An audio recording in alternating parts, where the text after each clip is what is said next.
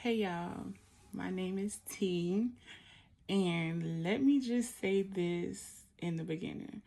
My 2025 has been rough. I'm talking about so unexpected. I haven't had a year like this since 2013. Like, this has been one of them years. But very unexpected events or whatever. But that's my main reason for making a video.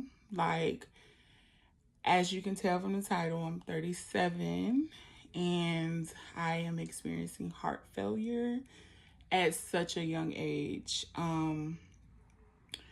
The doctors were kind of like confused as to why my heart was so weak and I was experiencing heart failure at such a young age, but it all boiled down to like two reasons. So I do want to share the signs and symptoms as a younger person because they are very different than an older person. So, and that's one of the reasons why when I went to the ER, my my heart failure was so advanced because my symptoms were different. I didn't have like chest pain. I didn't have any pain actually. So I didn't really think it would I didn't think it would be heart failure. Like out of everything it could have been when I went to the ER, I didn't think it could be heart failure because like I said, I wasn't in any pain. But some of the symptoms I was experiencing were I had a pain in my stomach, like on the right side, and it was not even really a pain. I keep saying pain, but it wasn't a pain. It was like an annoying pressure. Like it felt like somebody was standing on my stomach, like, but only on the right side. So it was kind of like I thought I was having some because I'm lactose intolerant, so I thought I was having some bloating because I would really feel it like after I ate or when I stand. Like if I was sitting or laying down, I didn't really feel it. So it's like I really thought I was having some symptoms of like lactose intolerance or whatever because I've been lactose intolerant like my whole life. So I thought I was just experiencing some bloating from that. So I cut dairy out of my diet completely. I already stopped drinking milk like years ago. I haven't drunk milk in like, I could say like 15 years. Like, cause milk makes my stomach hurt really bad. So I already cut milk out of my diet, but I was still eating yogurt and cheese. And so I cut that out too, thinking that it would get better. It didn't get better. Um, it got a little bit better. Like the pain would, the pressure would come and go. Like it wasn't constant. So I didn't really think it was a really big deal. But then more symptoms came, and um, next was like I had a cough, and the cough really was like it wasn't that bad at first, but then like I would cough until like I threw up. So it was kind of like the cough. When I got the cough, it was kind of like I also got got shortness of breath like maybe a few days later, so the cough got like bad. Like I had a cough because prior to that I had like a little, I thought it was like a little sinus infection. So I was also at first I thought it was like a flu or a cold, but I got tested for the flu, COVID, pneumonia, all of that. I didn't have, it was all negative. So I'm like, maybe it's just a common cold mixed with, you know, like a little sinus infection or whatever, because I had a little cough before that. So, but when the cough got worse with the shortness of breath, that's when I was kind of like, okay, something else is going on. Because I would literally like cough until I threw up. Like it was bad. And so it was around like my birthday is December 27th, and I felt horrible. Like I did not turn up for my birthday. I did not do what I wanted to do for my birthday. I just did laid low, and I did like a little dinner because I didn't even want to go to the dinner. I barely ate at the dinner. Like I was feeling so sick. But I did the little dinner, and then like a few days later I was supposed to go home because I was in Miami for Christmas break or whatever. And I was supposed to go home after the break on the 31st, December 31st, New Year's Eve. And I was just like, I think I want to go to the ER and see what's up before I go home. Cause like my family's here, everybody's here. So it would be easier for me to like get support and help versus if I would have went home to Melbourne. I had moved to Melbourne. I stayed there for like 3 years. But anyway, so I'm like, I would rather go to the ER here and see what's up versus going home and going by myself. And then who would watch my son, blah, blah, blah. So my sister took me to the ER New Year's Eve that night. It was like around 10:30. So we got to the ER. I was feeling crazy. Like, I was feeling like I was about to faint, literally. Like, I couldn't breathe. Like, I couldn't walk far.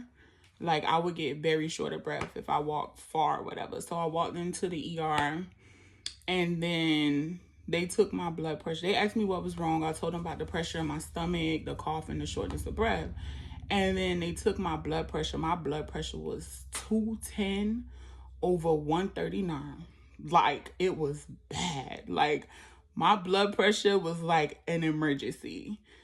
So, but it was like alarming to them, but I always had high blood pressure. So it was just kind of, it wasn't, my blood pressure never been that high, but I've always had high blood pressure. So it was just like, okay, my pressure's up because whatever. Like, I didn't think, heart failure.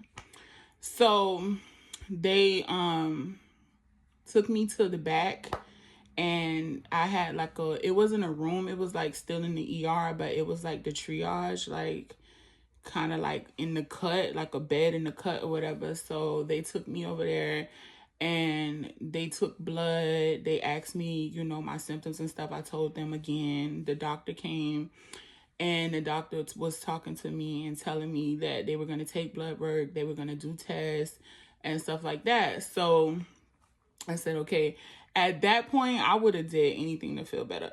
And also, I had swelling in my legs. That was another symptom that I was like, okay, this kind of off. Like, is a bitch pregnant? I'm just saying. But anyway, so my legs started swelling, and I never have swelling in my legs, ankles, none of that. So I was just like, okay, that's different. So anyway, they did the blood work and stuff like that, and they gave me something for my stomach like immediately.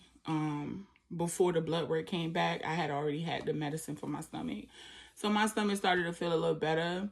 And when the doctor came back, like maybe like an hour later, he was like, your blood work came back, and he was like, we think you are experiencing heart failure.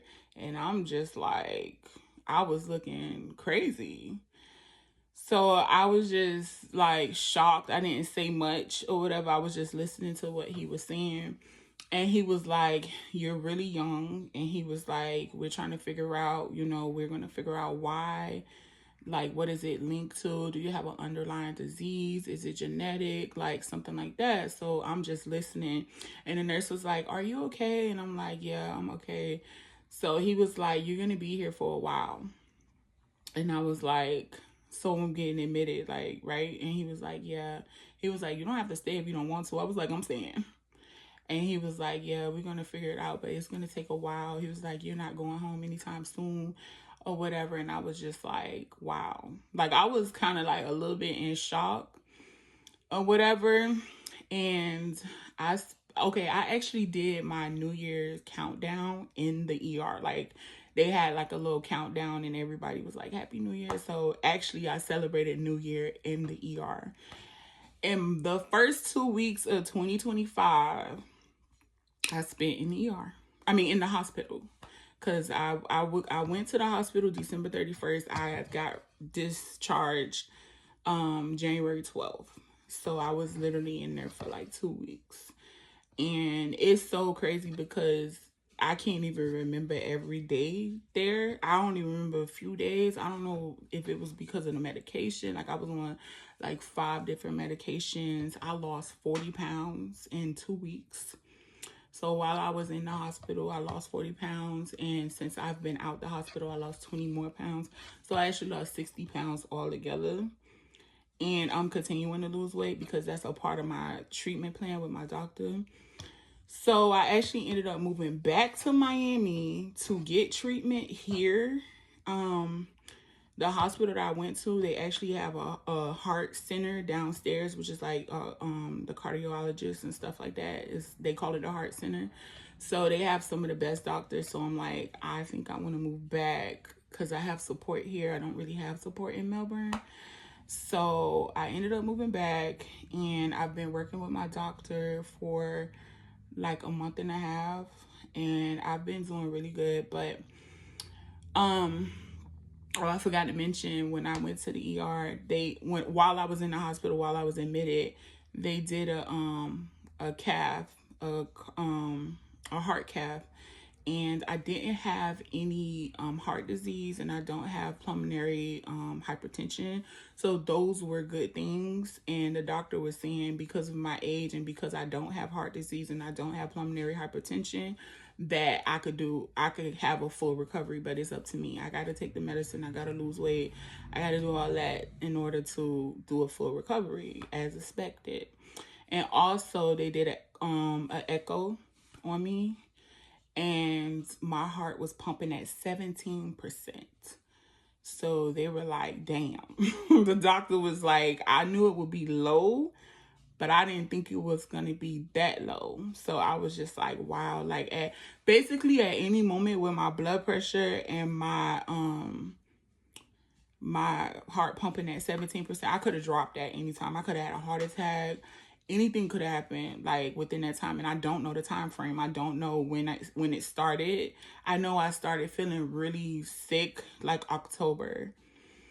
So it could have been from October to December. My heart was just out of there. So I'm not sure when it started, but in that time frame, I did go to urgent care like twice because, like I said, I had like a little cold mixed with like a sinus infection. And that's another thing I was going to say. Like, it could have been two reasons for the heart failure. They told me it could be caused by a viral infection, could just cause, heart failure. It could be linked to it. And then my high blood pressure. Like, I've always had high blood pressure. And I would take medicine like on and off. I wasn't taking it serious. I wasn't taking my blood pressure serious. I'm not going to lie. And it's kind of like embarrassing low key because I'm a nurse. So I should know better. But like, I'm busy. So it's like I put my health on the back burner, which I shouldn't have did that. I should have, kept on it, kept, going and doing what I was supposed to do. But things happen, and it almost cost me my life.